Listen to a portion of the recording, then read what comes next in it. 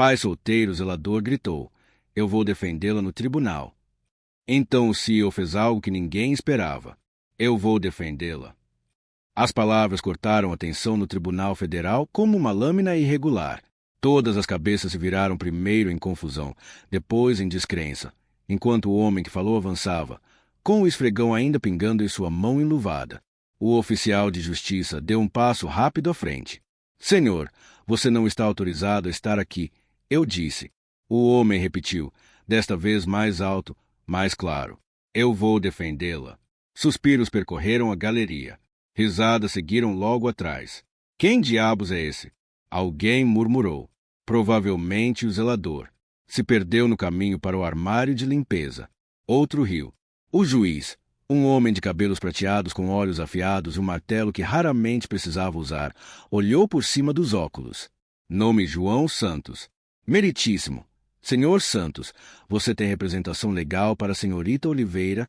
João olhou para o outro lado da sala, para a mesa da ré. Júlia Oliveira, visionária bilionária de tecnologia, e a mulher cujo rosto havia estampado capas da Forbes, Exame Valor Econômico, estava sentada sozinha. A cadeira ao lado dela, onde seu advogado de alto nível era esperado, estava conspicuamente vazia. Nenhum advogado de defesa, nenhuma explicação, apenas silêncio e um relógio tic-taqueando alto nos ouvidos de todos. Júlia virou para ver quem ousava falar em seu nome. Sua expressão composta, elegante, mas inegavelmente furiosa, congelou quando o viu. Ele. Você. Ela sussurrou, quase inaudível. Seus olhos foram para o esfregão. Você é o zelador. Sim, senhora. João respondeu calmamente. Ainda sou, mas também sei o que estão tentando fazer com você. O rosto de Júlia se contorceu. Ela não riu, mas os outros riram. Um homem de terno perto do banco da acusação se inclinou para o colega e sussurrou. Bem, isso vai ser rápido. Senhor Santos, o juiz interrompeu. Você tem licença para exercer a advocacia? Não, senhor, não tenho, João admitiu. Estudei direito na USP. Saí no segundo ano. A vida atrapalhou, mas venho lendo jurisprudência desde então. E esse caso, ele ergueu uma pasta grossa com abas coloridas e páginas dobradas.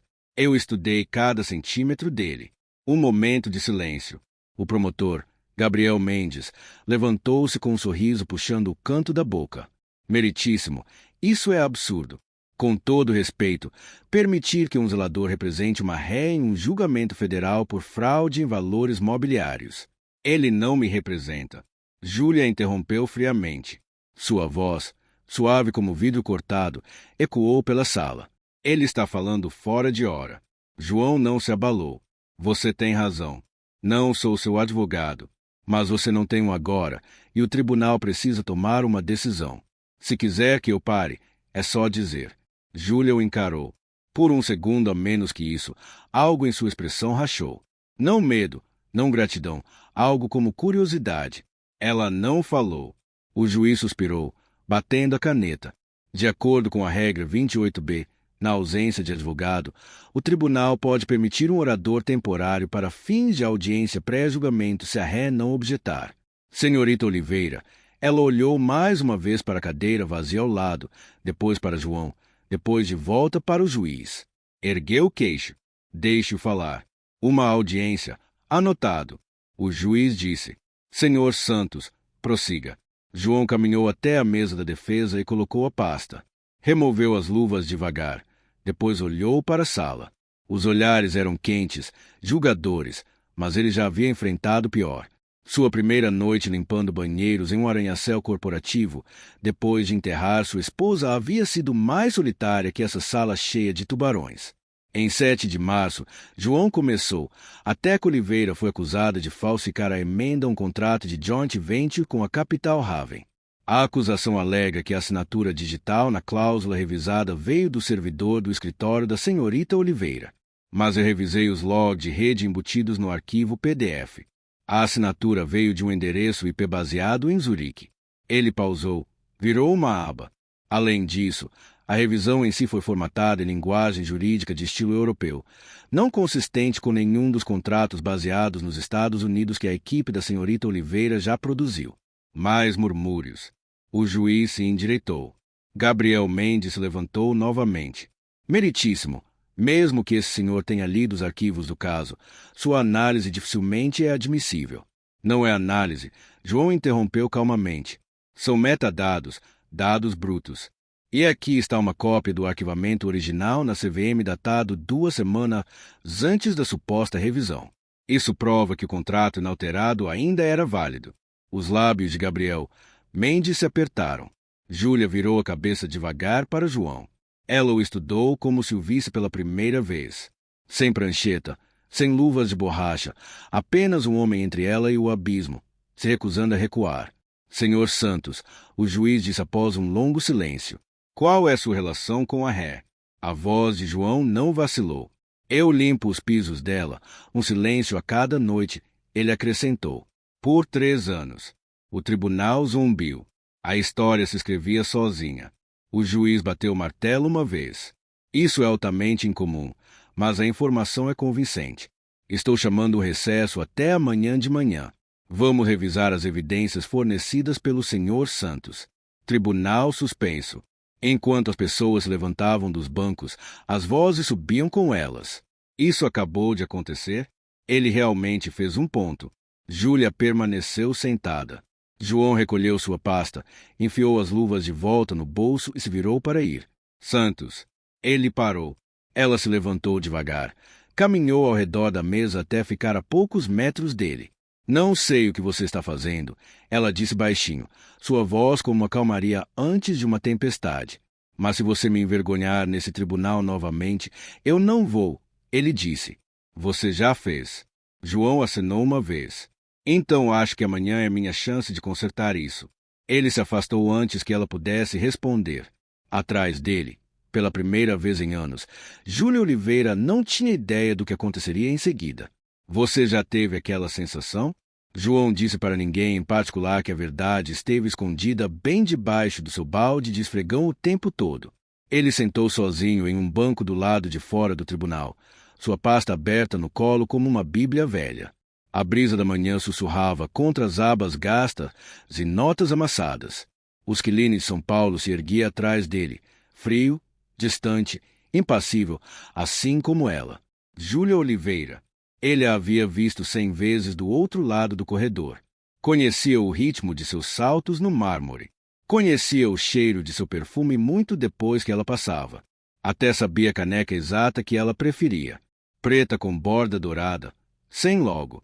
Mas ele nunca havia sido mais que uma sombra no mundo dela. Até ontem. Até se levantar. O tribunal havia parecido entrar em uma fornalha com sapatos molhados. Mas agora, do lado de fora no silêncio, suas mãos ainda zumbiam de adrenalina. Ele pegou a cópia do arquivamento na CVM novamente, sublinhada 3 vezes em vermelho. Podia ouvir a voz de sua filha da noite anterior. Pequena, mas brilhante. Você não é zelador. Papai. Você está só disfarçado. Ele sorriu apesar de si mesmo. Senhor Santos. Ele olhou para cima. Júlia Oliveira estava diante dele, enquadrada pelas colunas maciças do tribunal. Sem câmeras, sem imprensa, só ela em um casaco preto sob medida e olhos se podiam cortar aço. Não esperava vê-lo aqui fora. Ela disse, eu trabalho nas sombras. Lembra? João fechou a pasta gentilmente. Ela cruzou os braços. Você saiu do roteiro ontem. Eu não tinha roteiro, ele respondeu. Só fatos. Júlia o estudou por um momento, depois sentou ao lado dele, deixando um espaço respeitoso entre eles. Você me envergonhou, ela disse baixinho. Eu sei.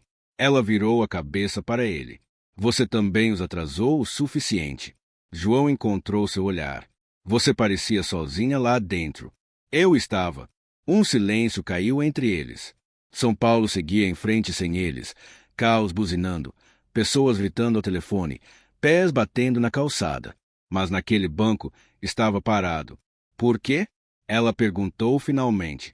Por que você falou? Você não me conhece. João olhou para as mãos. Eu sei como é ser enterrado vivo pelo silêncio. E sei como é quando alguém está sendo armado. Você não parecia culpada. Parecia encurralada. Ela não falou. Eu também encontrei algo 3 semanas atrás. João acrescentou, voz baixa. limpando seu piso. A lixeira de Xedrer estava transbordando. Alguém jogou um rascunho de contrato no container errado. Os olhos de Júlia se estreitaram. Você leu? Ele acenou. E soube na hora que alguém mudou. Não você. Porque não disse nada. Ele deu de ombros. O que eu ia fazer? Registrar uma reclamação formal para as pessoas tentando arruinar você? Ela olhou para frente por um instante. Depois sussurrou. Você percebe o quão perigoso isso é? Sim, João disse baixinho. Mas alguns de nós pararam de ter medo há muito tempo. Outro instante. Então, inesperadamente, Júlia riu. Foi curta, surpresa, como se tivesse escapado de suas defesas sem permissão. Você não tem ideia no que se meteu, ela disse. Ainda não, mas sou bom em limpar bagunças. Seus lábios quase se curvaram. Quase. João se levantou. Eu sei que você não confia em mim e não precisa, mas aquele contrato foi plantado e a revisão foi assinada remotamente. Eu chequei os metadados, IP de Zurique. Alguém quer arruinar você de fora da sua casa. Júlia se levantou também. Então precisamos descobrir quem os deixou entrar. Ele pausou. Posso perguntar algo? Ela ergueu uma sobrancelha. Você comanda um império de bilhões. Tem advogados, consultores, seguranças. Porque ninguém notou isso antes. Sua voz caiu para algo cru. Porque quando você constrói um reino com brilho, as pessoas assumem que você é invencível. E quando as paredes começam a rachar, elas não te contam. Elas só se protegem. João acenou devagar. Então talvez seja a hora de alguém ficar no meio. Eles caminharam em silêncio por um tempo, até Júlia parar na beira da calçada. Minha equipe jurídica não desapareceu. Foram comprados ou assustados. Ainda não sei, mas sei que quem está por trás disso não esperava alguém como você. João sorriu. A maioria das pessoas não. Antes, se ela pudesse dizer mais, seu telefone vibrou. Ela olhou para a tela, depois guardou. Preciso ir, ela disse. João acenou. Eu também. Tenho um piso para limpar. Ela olhou para ele como se visse algo que não havia visto antes. Você não é o que eu esperava. Ouço isso muito. Enquanto ela se virava para ir, pausou. Traga essa pasta amanhã e vista algo menos de zelador. João sorriu. Vou tentar não manchar minhas calças com justiça. Júlia não riu, mas seus olhos demoraram um segundo a mais do que necessário antes de ela desaparecer em um carro esperando. João virou e começou a caminhar na outra direção, a pasta ainda debaixo do braço, suas botas pesadas, sua espinha mais reta do que anos. De volta ao seu apartamento no Morumbi, João entrou quieto. A luz sobre a cozinha piscava enquanto Ana olhava para cima da mesa onde desenhava uma imagem dele segurando uma pasta gigante como um escudo. Você ganhou? Ela perguntou. Ainda não, ele disse, ajoelhando ao lado dela. Mas talvez eu tenha começado algo. Ela sorriu, faltando o dente da frente. Você é como o Homem de Ferro, mas com papel. Ele beijou sua testa. Vá dormir, filhinha. Amanhã lutamos de novo. E no silêncio da noite, enquanto a cidade pulsava além da janela, João Santos, zelador viúvo, defensor jurídico acidental, sentou à mesa da cozinha e começou a destacar páginas à luz da lâmpada. Não por glória, não por reconhecimento, mas porque o sistema tinha rachaduras e alguém precisava limpar a verdade antes que ela fosse lavada embora. O Xedrer havia travado. Essa era a única razão para a pasta ter sobrevivido. 3 semanas antes, o carrinho de zelador estava estacionado do lado de fora da suíte executiva, no 42º andar da Teca Oliveira. O cheiro de desinfetante de limão pairava no ar. João havia acabado de esvaziar a lixeira de papel quando notou o Xedrer piscando vermelho, superaquecido, sobrecarregado, à beira de cuspir fogo. Ele suspirou, abriu o painel e encontrou a boca da máquina entupida com papéis amassados, metade triturados, alguns intactos. Ele puxou a pilha travada. Algumas folhas estavam rasgadas em ângulos estranhos, e um documento preso entre 2 contratos grossos chamou sua atenção. Estava carimbado como emenda confidencial rascunho. Ele não deveria ler, mas algo na linguagem, na formatação, estava errado. João havia visto centenas de documentos da empresa enquanto limpava a tarde da noite. Ele não os lia, não de verdade, mas padrões grudavam nele como poeira. Escolhas de fonte, frases, o fluxo da linguagem jurídica. Esse parecia estrangeiro. Ele o colocou em uma capa plástica e enfiou atrás do fundo falso do carrinho de esfregão. Naquela noite, depois de colocar Ana na cama, João escaneou cada linha com uma caneta vermelha e uma xícara de café de posto. E agora, 3 semanas depois, o documento era sua melhor pista. Na manhã seguinte, o tribunal cheirava polidor de madeira e nervos. João entrou com uma camisa azul marinho, mangas enroladas, a mesma pasta apertada contra o lado. Um guarda lhe deu uma segunda olhada, mas não o parou. Talvez fossem as roupas. Talvez fosse o jeito que ele caminhava como um homem com algo a perder e um pouco menos de medo que ontem. Júlia já estava dentro do tribunal, sentada com um tablet brilhando suavemente em suas mãos. Ela olhou para cima quando João entrou. Seus olhos se encontraram brevemente, mas dessa vez ela não desviou. A galeria estava mais cheia hoje. Repórteres, analistas, até alguns rostos familiares do setor financeiro. O julgamento havia traído sangue e os tubarões estavam circulando. Gabriel Mendes, o promotor, ajustou as abotoaduras e deu a João um olhar meio desdém, meio curiosidade. De volta para o segundo round, ele disse baixinho. João respondeu sem quebrar o passo. Não se preocupe, doutor. Trouxe um esfregão caso a verdade faça bagunça. Mendes bufou, mas não respondeu. O juiz entrou. O martelo caiu. O tribunal está em sessão. João se aproximou do banco devagar, colocando uma cópia do rascunho do contrato na frente do escrivão junto com uma cópia impressa do arquivamento original na CVM. Meritíssimo, ele começou, voz firme. A acusação alega que a senhorita Oliveira alterou os termos de seu acordo com a Capital Haven para ocultar um conflito de interesses. Mas este documento, ele bateu na emenda, não foi criado pela equipe dela. O juiz ajustou os óculos. E sua base para essa conclusão? João virou uma página. Primeiro, a formatação, espaçamento, estilo de nota de rodapé, estrutura de cláusula. Espelha modelos usados em firmas europeias.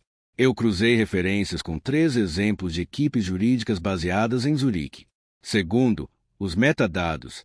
Ele entregou uma captura de tela impressa. Este documento foi assinado de um IP registrado em Zurique, Suíça, não na sede da Teca Oliveira. Mendes se levantou abruptamente. Objeção. Isso é inadmissível sem cadeia de custódia verificada. João não se abalou. O tribunal pode verificar a origem do arquivo independentemente. Enviei uma cópia digital para o escrivão completa com dados de Mustang e o ID da máquina que registrou a assinatura. Se a senhorita Oliveira tivesse alterado este documento, seu servidor interno teria deixado impressão digital. Não deixou.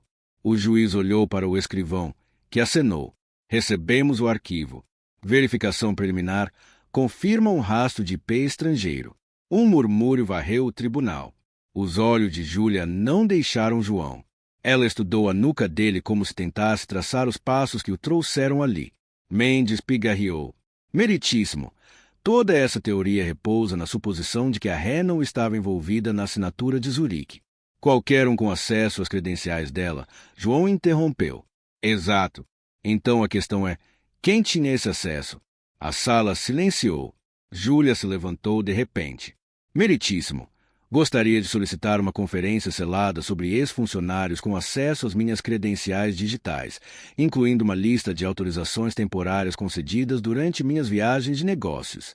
O juiz acenou. Concedido. O tribunal fará recesso até 13 horas.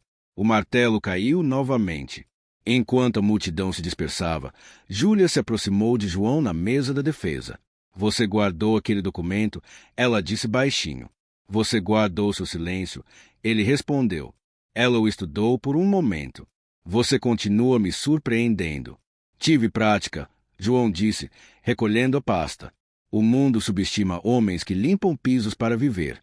Eu fui culpada disso, ela disse quase baixo demais para ouvir. João olhou de lado. Então talvez seja por aí que começamos, com o que as pessoas não notaram. Antes que ela pudesse responder, seu telefone vibrou. Ela checou, franziu a testa. Preciso ir, vejo você na conferência. Ele acenou. Mas enquanto ela se virava para ir, ele perguntou. Você se lembra de quem tinha acesso ao seu token de assinatura de Zurique? Ela congelou. Meu ex-assistente, ela disse devagar. Pedro Alves. Ele gerenciava a documentação overseas quando eu viajava, mas renunciou abruptamente há poucas semanas. Sem aviso, sem entrevista de saída. Ele disse que precisava de tempo longe. João inclinou a cabeça. Isso antes ou depois do inquérito da CVM começar. Ela olhou para ele. Realmente olhou depois. Ele sustentou o olhar. Então eu começaria por aí.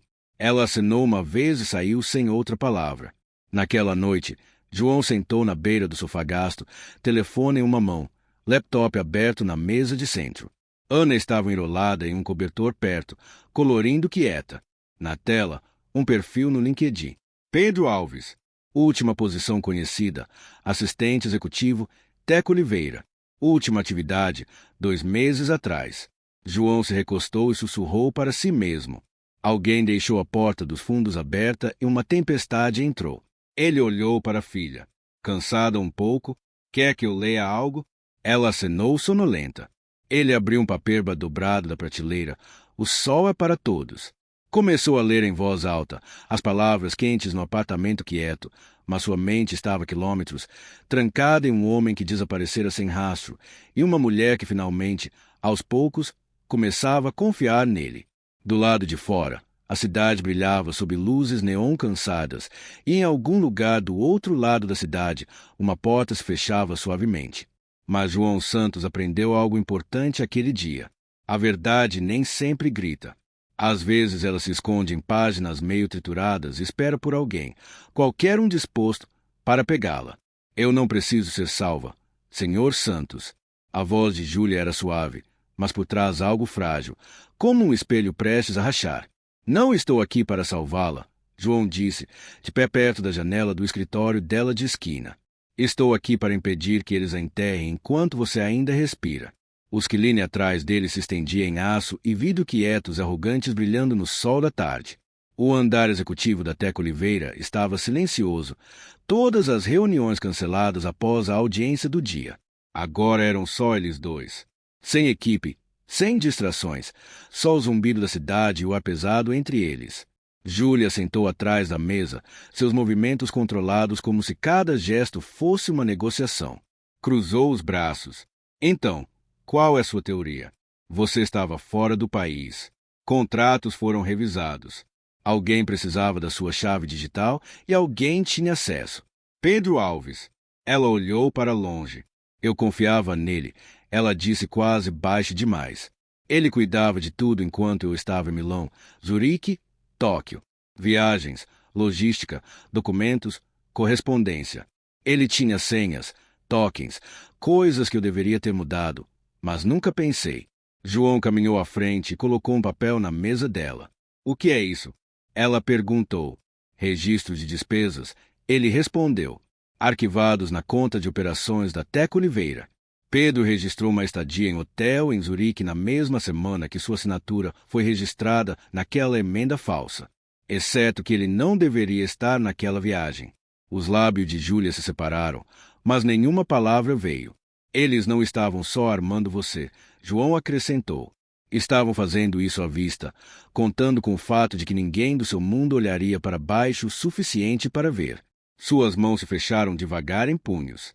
Você está dizendo que ele forjou?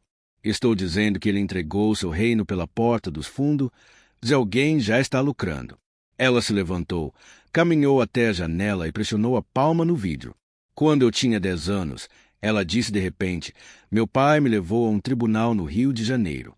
Eu sofria bullying na escola por usar roupas de segunda mão. Ele me sentou em um banco do lado de fora da sala e disse, Ju, o mundo vê poder como vê dinheiro. Alto, rápido, impossível de pegar, mas o poder real é quieto. Ele observa, espera, e quando fala, as pessoas escutam. Ela virou para João. Eu construí essa empresa do nada. Cada contrato, cada pitch para investidor. Não casei com riqueza, não herdei. Lutei com unhas e dentes para passar por cada porta, e agora alguém está tentando me jogar para fora da minha própria casa. João acenou. Então vamos checar cada quarto antes que trancem as portas. Júlia respirou fundo. O que você precisa? Acesso ao escritório de Pedro, seus arquivos, backups, se ele deixou algum. Ela hesitou. Depois pegou um cartão-chave da gaveta. Segundo andar, arquivos. Sua mesa ainda está intocada. João pegou o cartão. Talvez você queira checar sua diretoria também. Ela piscou. Como é? Pessoas tão ousadas não agem sozinhas. Alguém deixou ele fazer isso e eles ainda estão aqui. O rosto dela mudou. Ela não falou, mas a mudança era visível, como a armadura se encaixando. Seja cuidadoso com quem protege, João disse, porque as pessoas que quebram suas janelas geralmente são as que têm uma chave reserva. Ela olhou para ele, olhos afiados. E você, Sr. Santos, por que você está fazendo isso de verdade? Ele sustentou o olhar. Porque minha filha me perguntou uma vez por que as pessoas boas sempre perdem. Quero que ela cresça em um mundo onde eu possa dizer que não. Pelo menos não sem lutar. A garganta de Júlia subiu e desceu, mas ela não disse nada. Enquanto João se virava para ir, ela disse, sua filha tem sorte de tê-lo. Ele pausou. Não, eu tenho sorte de tê-la. Ela me deu uma razão para continuar aparecendo nos dias em que não me reconhecia no espelho. Os arquivos estavam frios, escuros. Poeira pairava no ar como segredos antigos. João usou o cartão-chave e entrou na sala onde Pedro Alves uma vez reinava sobre calendários, contratos e caos com sapatos polidos e postura perfeita. Agora o escritório estava silencioso, esquecido. Ele começou pelas gavetas da mesa. As primeiras poucas tinham nada além de grampeadores, canetas, post-its velhos com números de telefone meio apagados. Mas a gaveta de baixo travou. João puxou mais forte até ceder com um gemido. Dentro, um planner de couro preto, pesado, gasto. Ele abriu com cuidado, folheando meses de notas mundanas, chamadas de clientes, reservas de jantar, reuniões internas. Então, preso entre as páginas marcadas semana de 10 de abril, ele viu um post-it amarelo. Pacote Zurique 2913, um código de 4 dígitos. A respiração de João falhou. Ele tirou uma foto, depois enfiou o planner na bolsa. Algo farfalhou atrás dele. Ele virou, mas o corredor estava vazio. Ainda assim, sentiu a presença de ser observado. Ele saiu quieto. Naquela noite, João sentou à mesa da cozinha. O post-it na frente dele. O brilho do laptop pintando seu rosto cansado. Número de locker. Ele sussurrou. Unidade de armazenamento de courrier privado. Ele golgou toda a variação. Então viu. URA e logística. Manuseio internacional de documentos. Locker seguros. Ele clicou. Números de locker. Acesso por código. Raízes de conta em Zurique. Ele se recostou. Peguei você. Ana entrou no quarto arrastando os pés, esfregando os olhos. Papai. Ele virou. Ei, docinho. Não consigo dormir. Não, ela murmurou. Você está pensando alto de novo. Ele riu, puxando-a para o colo. Ela se aninhou contra ele, cabeça no peito. Você parou os bandidos ainda? Ainda não, ele disse baixinho. Mas encontrei o esconderijo deles. Ela sorriu sonolenta. Isso porque você vê coisas que os outros não veem. Ele beijou seu cabelo. Isso porque eu venho do chão para cima. E enquanto a cidade exalava no silêncio das 3 horas, João Santos encarou o bilhete novamente. Em algum lugar lá fora havia uma caixa que guardava a verdade, e amanhã ele ia abri-la. O céu sobre o Rio de Janeiro era da cor de machucados velhos, cinza e pesado. Chuva ameaçava, mas nunca vinha. João estava do outro lado da rua de um prédio baixo, sem graça, com uma placa enferrujada, URA e logística, armazenamento privado. Parecia o tipo de lugar onde segredos iam dormir e às vezes nunca acordavam. Ele apertava um pedaço de papel no bolso do casaco, 2913, rabiscado na caligrafia limpa e deliberada de Pedro Alves. Um código, um locker, uma chance de mudar o peso de um tribunal inteiro. Dentro, o lobby era escuro e sem atendente. Um sino tocou acima quando ele entrou, o cheiro de café frio e poeira de papel o envolvendo. Uma recepcionista apareceu de trás de um arquivo. Jovem, desinteressada, mascando chiclete como se ele devesse dinheiro. Tem hora marcada. Só pegando algo de um locker seguro, João disse, colocando o post-it no balcão. 2913. Ela olhou o número, depois ele. Tem identidade? Ele tirou a carteira de motorista. Ela semicerrou os olhos. Você não parece Pedro Alves. Não sou, ele disse calmamente. Estou coletando em nome da empresa. Autorização de emergência. Pode ligar para a recepção da Teco Oliveira para verificar. Ela o estudou por um instante a mais do que necessário. Depois clicou algumas teclas no terminal. Bem, ainda está ativo. O último depósito foi há 8 semanas. Nenhum resgate desde então. Ela pegou uma pequena chave prateada. Segunda fileira, lado esquerdo. Não perca a chave. Perdeu. Cobramos R$ 80. João acenou e seguiu pelo corredor de concreto. Os lockers estavam como caixões, metálicos, silenciosos, indiferentes. Ele parou no 2913. A chave virou com um clique seco, relutante. Dentro, um envelope Manila. Sem marcas, sem nome. Selado com cera vermelha, uma letra única em relevo no centro. L. João sentiu o estômago revirar. Lilis. Ele enfiou o envelope no casaco e saiu para a tempestade esperando.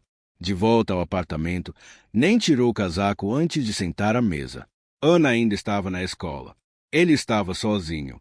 Quebrou o selo de cera devagar, com cuidado, como desarmando uma bomba. Dentro, um memo carimbado interno Alter Holdings Confidencial e um pendrive. João leu o memo uma vez, depois outra. Seu pulso acelerou. Era do conselheiro-geral de Marty e Lilly na Alter Holdings, endereçada à diretoria executiva. Descrevia uma estratégia de aquisição legal via pressão ótica.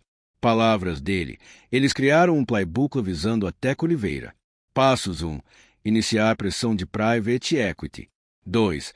Inserir cláusulas modificadas em contratos pendentes via roteamento de assinatura offshore. 3. Acionar litígio sob quebra de transparência. 4. Se distanciar publicamente da manipulação enquanto pressiona por buyout forçado. O parágrafo final gelou. Caso a senhorita Oliveira resista, pivotar narrativa para má conduta pessoal. Alavancar silêncio de ex-empregados via incentivo suave. Garantir ótica favorável a Alter. Controle a percepção. Controle o resultado. João fechou os olhos. A verdade não era só inconveniente. Era fabricada. Ele imprimiu o memo, destacou os parágrafos centrais, abriu o pendrive. Pastas floresceram na tela. Rascunhos de contratos, projeções financeiras, até e-mails internos marcados Sequência Oliveira. Uma planilha mostrava algo que fez sua respiração prender. Ganhos projetados de tensão litígio. 23,4 bilhões. Eles haviam orçado para lucrar destruindo ela. Mais tarde, aquela noite, ele estava do lado de fora da casa de Júlia nos Jardins, envelope na mão. Ela abriu a porta ela mesma. Sem maquiagem, cabelo preso, seu terninho trocado por um suéter carvão. Ela não perguntou por que ele estava ali. Só deu um passo para o lado. Ele colocou o memo na mesa da cozinha. Ela leu em silêncio. Seus dedos tremeram enquanto virava cada página. Quando olhou para cima, sua voz estava rouca. Onde você pegou isso? Um locker alugado no nome de Pedro, selado sob inicial de L. Ela desabou na cadeira mais próxima. João colocou o pendrive na mesa ao lado dos papéis. Tem mais. Planilhas, cadeias de e-mail. Eles planejavam isso há meses, provavelmente mais. Isso não é sobre um contrato. É sobre desmantelar tudo que você construiu. Júlia cobriu a boca com uma mão. Eles iam comprar meu silêncio com minha própria ruína. Ele sentou do outro lado. Não se falarmos mais alto. Ela olhou para ele. Você sabe o que isso significa, né? Sim, ele disse. Significa que não estamos mais na defesa. Naquela noite, João não conseguiu dormir. Então ligou para alguém que não falava há anos. Rafael, ele disse ao telefone. Uma voz rouca respondeu. Santos, como em João que citava julgamentos federais como versos da Bíblia. Santos. João riu. Preciso de um favor. Você ligando por palpites de futebol fantasy, ou o tipo de favor que põe meu nome em uma transcrição de tribunal. O segundo. Uma pausa. Me encontre amanhã. Lanchonete na Avenida Paulista. Traga o que quer que esteja te fazendo soar como um homem prestes a incendiar algo. João desligou e se recostou. o pendrive ainda brilhando fracamente na mesa como uma arma carregada. Na manhã seguinte, Rafael Gomes, ex-colega de classe, agora jornalista investigativo rogue, encarou os documentos sobre panquecas pela metade. Caramba, Rafael sussurrou. Isso não é só fraude corporativa. Isso é colapso engenhado, implosão controlada. João acenou. E vai cair no chão do tribunal na semana que vem. Tem certeza? Se a Alter sumir, um desses execs tira férias nas Ilhas Cayman e isso tudo é enterrado em NDAs. Por isso preciso que você cave. Quietinho, fundo. Se eu submeter isso sem cadeia de custódia independente, eles vão estripar na frente do júri. Rafael se recostou, olhos afiados. Você está entrando em uma tempestade. Irmão. João tomou um gole de café. Então é bom que eu saiba limpar depois de uma. Do lado de fora da lanchonete, o vento frio raspava contra seu casaco. Ele enfiou a pasta mais apertada debaixo do braço e olhou para os Quilini. Atrás de torres de vidro e paredes de tribunal, homens construíam mentiras com precisão cirúrgica. Mas agora a verdade tinha peso, e João Santos, zelador, pai, lutador, estava cansado de limpar ao redor da sujeira. Ele estava pronto para arrastá-la para a luz. Tem certeza disso? A voz de Júlia era baixa, urgente, enquanto entrava na sala de preparação, vazia atrás do tribunal. Seus saltos clicavam suavemente no azulejo, mas suas palavras batiam mais forte que qualquer martelo. João virou do espelho, ajustando as mangas da camisa limpa e passada. Você me perguntou uma vez por que eu estava fazendo isso. Lembra? Ela acenou em silêncio. Estou fazendo porque se eu ficar quieto, se deixar eles ganharem, estou ensinando minha filha que a verdade só vale algo quando alguém importante diz em voz alta. Ele pausou, depois acrescentou baixinho. E não estou criando ela nesse tipo de mundo. A expressão de Júlia suavizou. Ela se aproximou, voz pouco acima de um sussurro. Eles vão tentar te desacreditar, te fazer parecer um zelador que tropeçou em algo grande demais para ele. João sorriu. Deixe eles. Ela ergueu uma sobrancelha. Porque eu não tropecei. Ele disse. Eu prestei atenção, e isso os assusta mais do que vão admitir. O tribunal recomeçou. O juiz entrou. Repórteres enchiam a galeria como urubus com blocos de nota. E dessa vez, João Santos estava no banco de testemunhas. Gabriel Mendes, a acusação, circulava como um advogado que cheirava sangue. Ajustou a gravata, sorriu para o júri, depois virou para João. Senhor Santos, ele começou. Tom meloso. Você é zelador. Correto? João acenou. Sim, senhor. Há quanto tempo trabalha na Teca Oliveira? 3 anos e 8 meses. E nesse tempo você limpava pisos. Eu também limpava a bagunça em que esse tribunal é construído. João disse calmamente. Um riso quieto percorreu a audiência. O juiz bateu o martelo uma vez. Ordem. Mendes pigarreou. Senhor Santos, você alega que enquanto limpava pisos, descobriu um esquema complexo envolvendo documentos forjados, arquivamentos offshore e fraude internacional? João olhou para o júri. Não. Alego que enquanto pessoas como você olhavam além do zelador, eu era o único que se importava em notar quando as assinaturas não batiam. O sorriso de Mendes sumiu.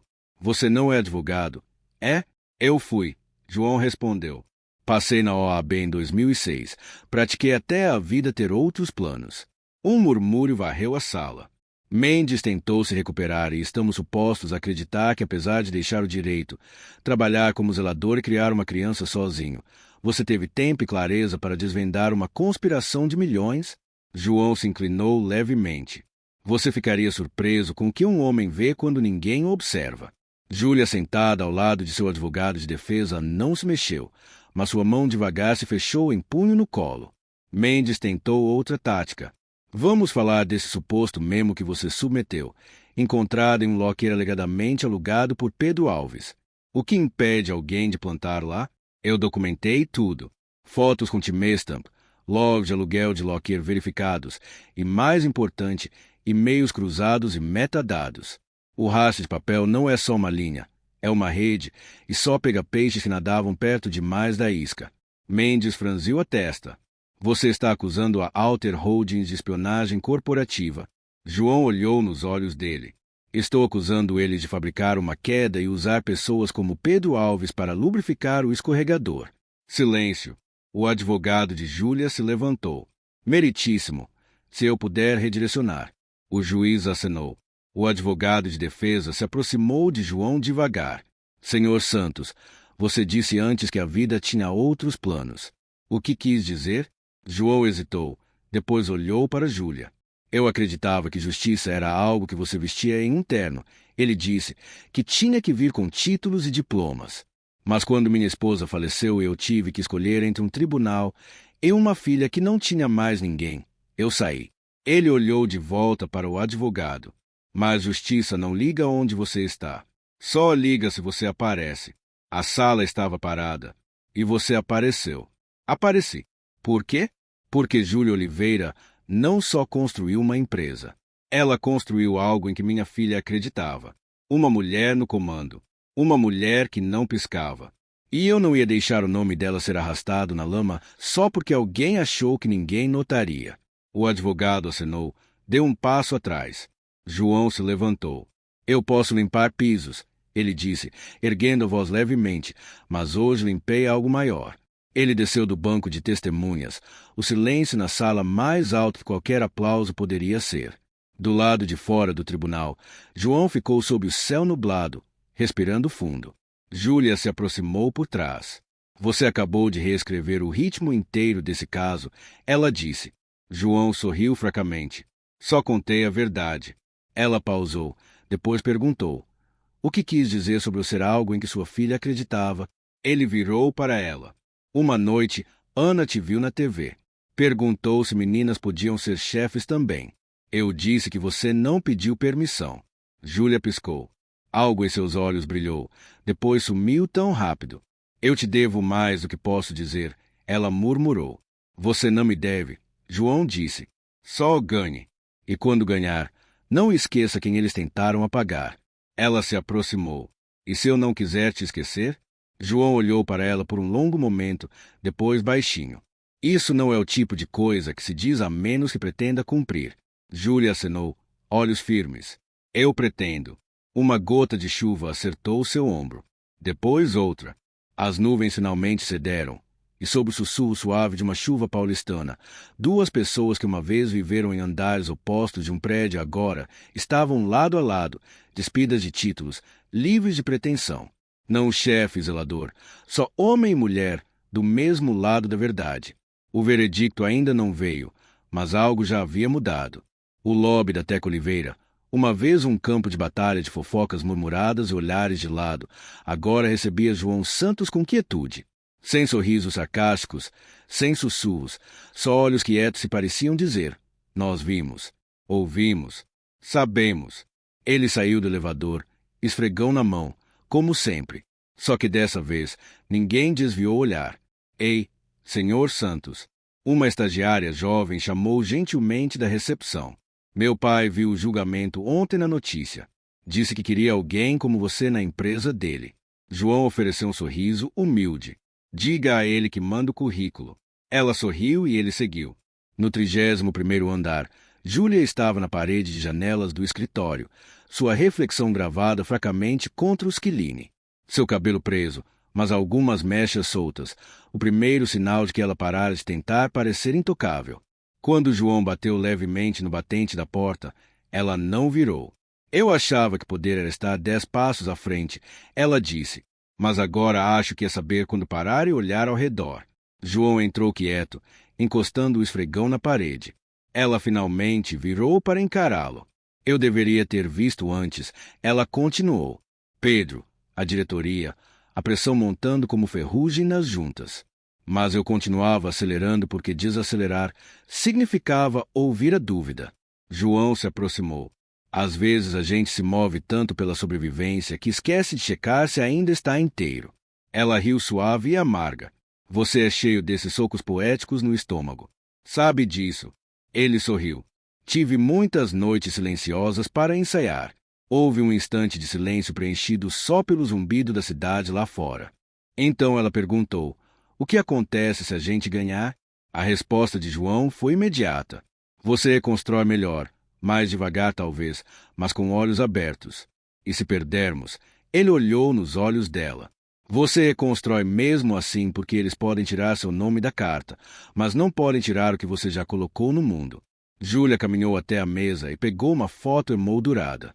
Era velha, ela nos 20 anos, de pé na frente de um galpão com nada além de uma planta enrolada debaixo do braço e fogo nos olhos. Eu estava tão assustada aquele dia, ela disse, mas sorri para a câmera como se donasse o mundo. João se inclinou. Talvez porque parte de você já donasse. Ela olhou para ele, algo não dito se movendo entre eles. Não sei o que isso é, ela disse baixinho, mas sei que é raro. O que quer que estejamos caminhando, não quero fugir mais. Ele respirou. Nem eu. Mas antes que mais pudesse ser dito, sua assistente bateu no vidro. Senhorita Oliveira, ela disse, estão prontos para as alegações finais. Júlia acenou. Enquanto passava por João, parou. Você vai estar lá? Não perderia. Ela saiu, deixando um cheiro fraco de jasmim e vontade de ferro no rastro. O tribunal estava lotado. O juiz deu uma última olhada no júri antes de acenar para a defesa. O advogado de Júlia se levantou. Senhoras e senhores do júri, ele começou. Vocês ouviram os argumentos, leram os documentos, testemunharam o caráter da minha cliente testado nas fogueiras da decepção. Ele gesticulou para Júlia. Ela não é perfeita. Fez chamadas difíceis. Foi ambiciosa. Mas a mulher que vocês julgam hoje não está em julgamento porque mentiu. Está porque confiou. Ele caminhou devagar para o júri.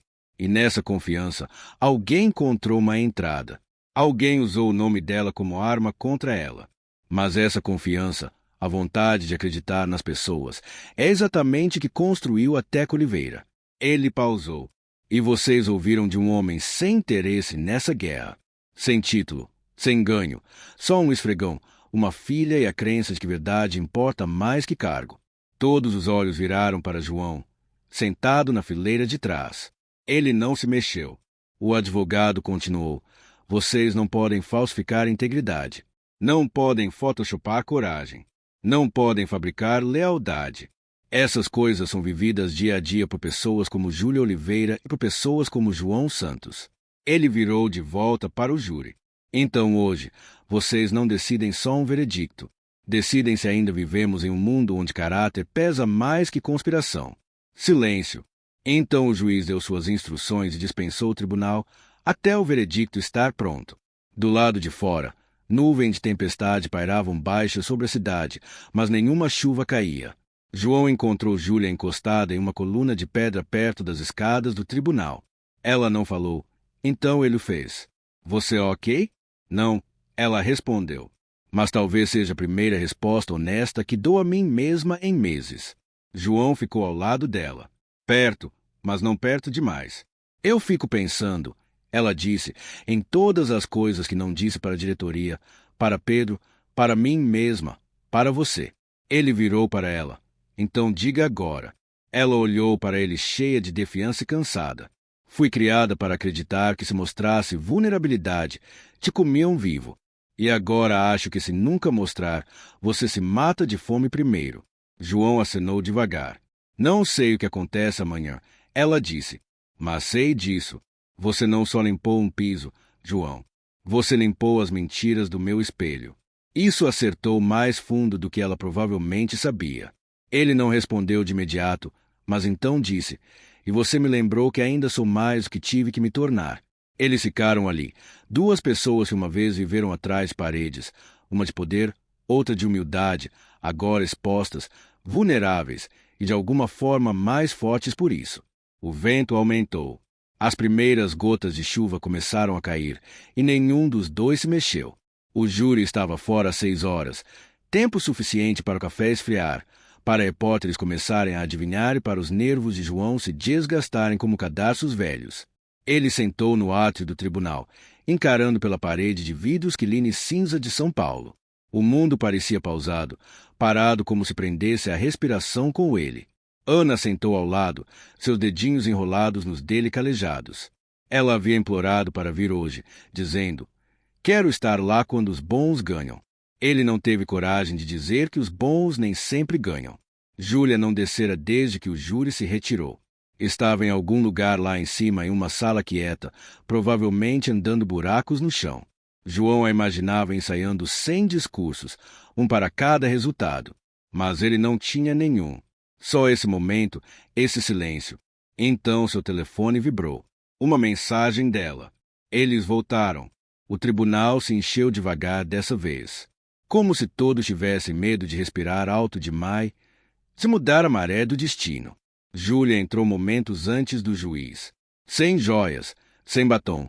Só um terno azul marinho e olhos cansados de vontade de ferro. Ela não olhou para a multidão. Olhou para João e ele acenou. Não importava o que acontecesse em seguida, ele estava com ela. O juiz sentou. O júri chegou a um veredicto unânime. Uma mulher na primeira fileira se levantou. A porta-voz, início dos 50, mãos firmes. Chegamos, meritíssimo. O escrivão pegou o envelope dela e levou. Cada segundo era uma lâmina. Júlia não se mexeu. João não piscou. O juiz abriu o papel. Seus lábios se separaram devagar, depois fecharam. Ele olhou para cima. No caso de Teco Oliveira versus Alter Holdings e associados quanto a alegações de má conduta, fraude e difamação intencional, o silêncio era insuportável. Encontramos em favor da ré, senhorita Júlia Oliveira. O tribunal explodiu, não com vivas, mas com suspiros, agitação, o choque atordoado da justiça terçando após uma longa queda angustiante. Júlia fechou os olhos. João expirou pelo que pareceu a primeira vez em dias. Ana apertou sua mão. Eles acreditaram em você. Ela sussurrou. Não, João disse baixinho, olhos em Júlia. Acreditaram nela. Do lado de fora do tribunal, câmeras piscavam. Repórteres gritavam. Advogados apertavam mãos em cantos quietos, mas Júlia ficou à parte, só ao lado das escadas como se tentasse se recompor antes que o mundo a pintasse manchetes novamente. João se aproximou quieto. Você ganhou, ele disse. Não, ela respondeu. Nós sobrevivemos. Ela virou para ele. Há uma diferença. Ele olhou para ela. Realmente olhou e viu. A armadura que ela uma vez vestia tão naturalmente estava rachada, não quebrada, só real.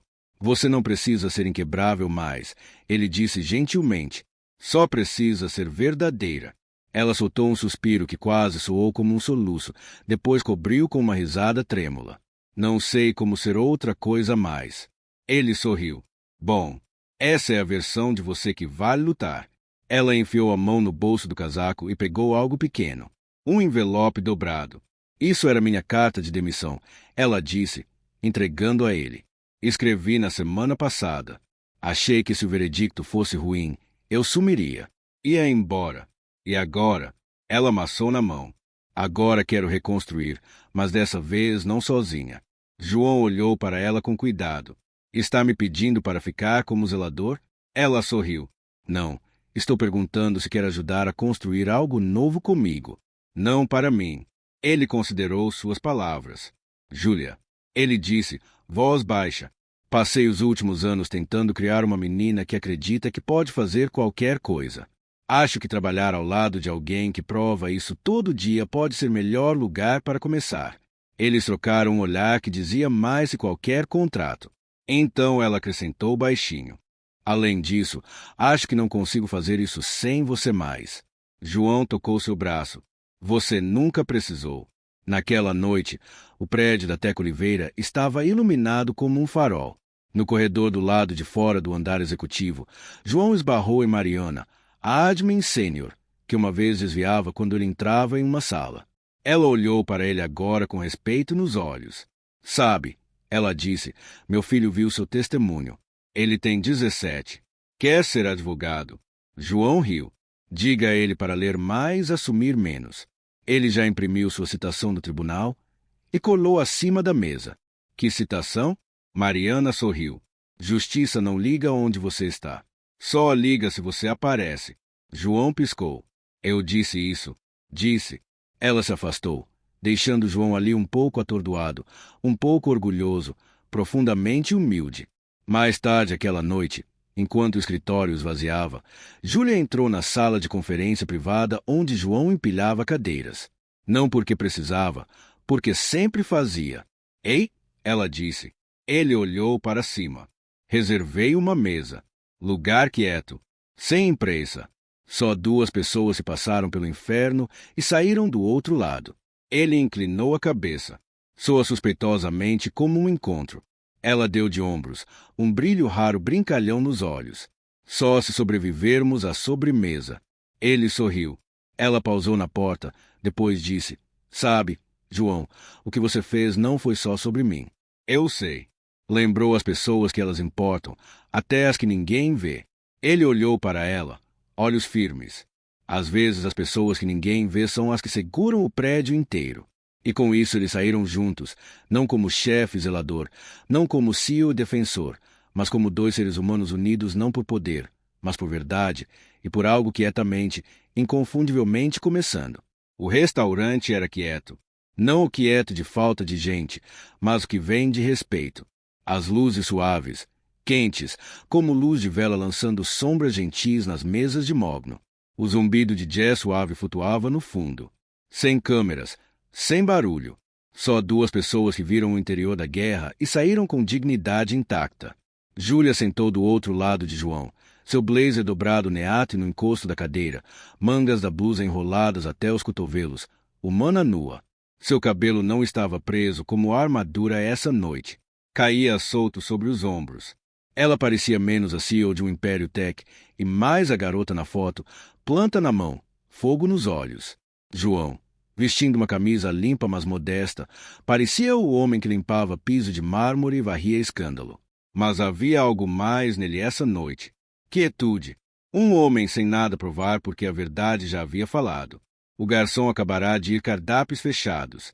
Ainda não pediram. Sabe, Júlia disse, bebendo água. Não lembro a última vez que sentei em uma mesa e não senti que precisava performar. João se recostou. Talvez porque você sempre estava na mesa errada. Ela sorriu. Então essa é a certa. Não sei, ele disse. Vamos ver o gosto do pão primeiro. Ela riu genuinamente, cabeça inclinada para trás. Não era polida ou ensaiada. Era real. Então o silêncio se instalou de novo. Mas não era Alvord. Era merecido. Eu assisti a gravação de novo, ela disse baixinho. Seu testemunho. Você não só me defendeu, João. Lembrou a todos do que eu esqueci. Ele olhou para ela. O que esqueceu? Que nunca estive sozinha. Só me convenci que precisava estar. Ele ficou quieto por um longo momento, depois respondeu. Sozinho parece seguro, mas não é onde a cura acontece.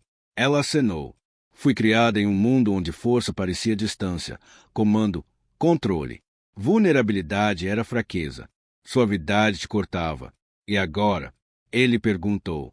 Agora, ela disse, acho que talvez suavidade seja força, o tipo que dobra mas não quebra. João mexeu o copo de água com canudo, depois olhou nos olhos dela. Sabe o que Ana me perguntou outra noite? O quê? Ela disse, papai, você acha que a senhorita Oliveira é uma heroína? Júlia sorriu fracamente. E o que você disse? Eu disse, heróis nem sempre usam capa. Às vezes usam terninho, fazem escolhas duras e ainda dormem com culpa. Ela olhou para baixo, olhos brilhando. Mas ele continuou. Heróis reais enfrentam o espelho após a tempestade e continuam construindo. Ela olhou para ele, olhar firme. E você, João? Acha que é herói? Não. Ele disse simplesmente, acho que sou só um homem que não desviou o olhar. Isso acertou mais forte do que esperava. A comida chegou. Eles não tocaram por um tempo. Finalmente, ela perguntou, o que aconteceu depois que sua esposa faleceu? Digo, de verdade. João respirou. Após o enterro, todos sumiram. As ligações pararam. As travessas pararam. Luto é uma sala lotada que esvazia rápido. Tive uma filha que chorava pela mãe no sono e um coração que não sabia bater sem ela ao lado. Então fiz o que precisava. Limpei vasos. Consertei pias. Contei histórias na hora de dormir e mantive a promessa de nunca deixar o mundo a tornar fria. Júlia ficou em silêncio. Você não ganha medalha por isso, ele acrescentou. Mas ganha algo melhor, o sorriso dela de manhã. Ela engoliu seco.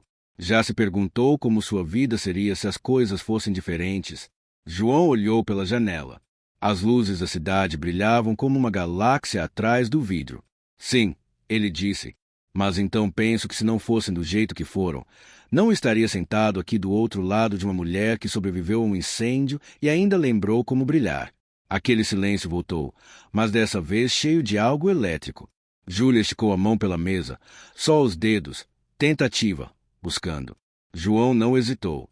Encontrou no meio, suas mãos só descansaram ali. Sem grandes declarações, sem fogos, só presença, só o suficiente. Não quero voltar a ser intocável, ela sussurrou. Não precisa, ele disse. Estou com medo. Eu também. Mas quero tentar. João sorriu gentilmente. Essa é a coisa mais corajosa que você disse a semana toda. Eles não se beijaram. Não confessaram amor. Só seguraram mãos pela mesa de jantar em um restaurante quieto. Dois guerreiros com corações machucados se dando permissão para esperar. E às vezes exatamente onde o amor começa. Não em fogos, mas em escolhas quietas feitas quando ninguém olha. Quando o garçom passou, nenhum soltou. Só pediram sobremesa. Juntos. O apartamento de João estava quieto. Ana havia dormido no sofá, enrolada com a cabeça descansando contra uma cópia gasta de O Pequeno Príncipe. Seu kit de ciências estava aberto no chão, fios meio conectados, LEDs azuis piscando suaves como estrelas minúsculas. O mundo lá fora estava escuro, mas pacífico. Pela primeira vez em meses, paz parecia possível. Júlia sentou à pequena mesa da cozinha, tomando um chá que João preparara. Vestia o moletom dele sobressalente. Sua blusa de seda pegara um derrame na sobremesa, e algo no jeito que ela ficava naquele tecido cinza desbotado tornava o apartamento inteiro mais quente, vivido, real. João terminava a louça, cantarolando baixinho. Suas mãos se moviam como há anos, calmas, firmes, deliberadas, como um homem que aprenderá a encontrar ritmo no mundano, paz no ordinário. Ela é brilhante, Júlia disse baixinho, acenando para Ana. Pega isso da mãe. João respondeu sem virar, mas a teimosia, isso é todo eu. Júlia sorriu. Ela me perguntou hoje se eu gosto de poesia. Isso fez pausar. Ele fechou a torneira e secou as mãos. Perguntou. Júlia acenou. Disse que você lê para ela às vezes, até em alemão. João riu. Só as que ela escolhe. A mãe dela era fluente. Eu só memorizei as traduções. Júlia olhou para ele. Lembra alguma? Ele hesitou. Depois foi à estante, pegando um diário gasto. Virou aberto, depois ajoelhou ao lado do kit aberto de Ana. Gentilmente, pegou um papelzinho, um poema que Ana traduzira à mão, e leu em voz alta. Amor é o que se faz. Júlia repetiu após ele baixinho. Amor não é o que se diz, é o que se faz. João acenou. Essa linha me segue há anos. Ela olhou para ele. Sério? Olhou. Você ainda acredita nisso? Ele encontrou o olhar dela sem piscar. Não só acredito. Vivo por isso. Aquele silêncio de novo. Mas dessa vez não vazio. Cheio de perguntas, gratidão, tudo que nunca disseram em voz alta. Júlia se levantou da mesa e caminhou devagar para ele. Seus pés descalços batiam no piso de madeira, mãos soltas ao lado. Você me mudou, João. Ele inclinou a cabeça. Como? Achava que força significava paredes, controle, silêncio. Ela pausou. Mas seu silêncio não era vazio. Segurava coisas. Graça, paciência, verdade. Você não tentou me salvar. Só ficou ao lado e me deixou me salvar. A garganta de João apertou. Nunca quis te consertar. Só não queria que você esquecesse quem era. Ela se aproximou. Então me deixe te lembrar também. Ela ergueu a mão, descansando gentilmente no peito dele sobre o lugar onde a dor uma vez construíra uma fortaleza. Não sei o que somos, ela disse, voz tremendo levemente. Mas sei que quero descobrir. Ele cobriu a mão dela com a própria. Então não vamos apressar. Vamos deixar respirar. Deixar crescer. Ela sorriu, olhos úmidos, mas não quebrados. Você realmente é o homem mais devagar, mais paciente que já conheci. João sorriu. E você é a tempestade mais rápida que sobrevivi. Ela riu, suave e real, e encostou a cabeça no ombro dele. Ficaram ali no meio de uma cozinha modesta, cercados por uma criança dormindo, um kit de ciências piscando, e o cheiro de chá de camomila. Sem fogos, só presença. E isso era tudo. Mais tarde aquela noite, após Júlia ir com um adeus sussurrado e promessa de ligar amanhã, João foi até Ana e gentilmente a ergueu nos braços. Ela se mexeu, mas não acordou. Enquanto a cobria na cama, ela murmurou: Papai. Sim, docinho. Você acha que a senhorita Oliveira vai ser parte da nossa história? João sentou ao lado, afastando uma mecha de cabelo do rosto dela. Acho que, ele disse, ela já é. Ana sorriu no sono. João ficou ali um momento a mais, vendo sua filha respirar uniformemente, segura e em paz. Depois se levantou, apagou a luz e sussurrou na escuridão: Amor não é o que se diz, é o que se faz. E essa noite, essa verdade finalmente veio para casa. 3 meses depois, o lobby da Teca Oliveira estava cheio de risadas. Não o tipo de networking forçado ou papo ensaiado. Não. Esse era o que vem de alívio, cura, de pessoas que viram seu local de trabalho ruir sob o peso da traição, só para vê-lo reconstruído mais forte, mais gentil, com janelas abertas que realmente deixavam a luz entrar. O nome na parede ainda era Teca Oliveira, mas algo era diferente agora. Embaixo, gravado em latão limpo, uma empresa onde todos importam, e as pessoas acreditavam. Júlia estava ao lado da mesa de boas-vindas, cumprimentando funcionários enquanto entravam para o primeiro open house familiar da empresa. A ideia fora de Ana. Crianças explorando labs, pai conhecendo as pessoas por trás dos produtos, um espaço onde títulos não importavam, onde ninguém era invisível. João ajustava uma mesa de exibição no canto, garantindo que os kits de ciência estivessem alinhados direitinho. Ana estava ao lado, seu badge de capitã Sten Júnior brilhando orgulhosa no moletom. Ela crescerá em só 3 meses, mais confiante, mais curiosa, fazendo perguntas que faziam engenheiros pausarem antes de responder. Ei, pai, ela sussurrou, puxando a manga. É verdade? A senhorita Oliveira fazia reuniões, onde ninguém podia falar a menos que chamado. João riu. Digamos que as coisas mudaram. Ana sorriu. Ela sorri mais agora. Sorri. Ele concordou. Você também. Nesse momento, Júlia veio com 2 cafés, um preto, um com creme, do jeito que João gostava. Para o homem que organizou uma mesa inteira com precisão militar, ela disse, entregando. João ergueu uma sobrancelha. Achei que COR não faziam corridas de café. Ela sorriu. Não sou CEO hoje. Sou só Júlia. Ana olhou para ela. Você lembrou como eu gosto do meu. Meio chocolate, meio café, pitada de canela. Sem julgamento, Júlia respondeu com uma piscadela.